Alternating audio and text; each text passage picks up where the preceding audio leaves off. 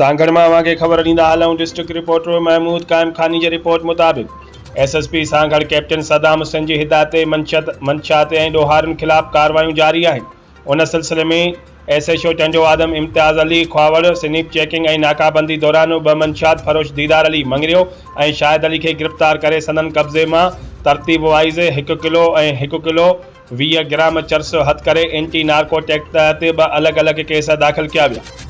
SHO Shahdadpur दिलदार Hussain Solanki Snape checking ऐं नाकाबंदी दौरान एक शकी शख्स खे रोके तलाशी दौरान उन जे कब्ज़े मां एक बग़ैर लाइसेंस TT पिस्टल हथ करे गिरफ़्तार करे वरितो, जंहिंजे ख़िलाफ़ असला एक्ट ऐं कलमनि तहत केस दाख़िल करे वधीक जांच पिणु शुरू कई वई आहे। उन खां अलावा 2 चोरी थियल मोटरसाइकिलियूं बरामद करे असल मालिकनि इमरान राजपूत ऐं नौमान अब्बासी हवाले कयूं वयूं। SHO शाहपुर चाकर राजा नवीद सरफराज मंशात फरोश वसीम उमरानी खे गिरफ़्तार करे संदन कब्ज़े मां 950 गुटका पुड़ियूं हथ करे वरितियूं आहिनि। जॾहिं त SHO सांगड़ सना लाइ पवर बिजली चोरी केस में घुर्बल जवाबदार माजिद मंगरियो खे गिरफ़्तार करे वरितो आहे।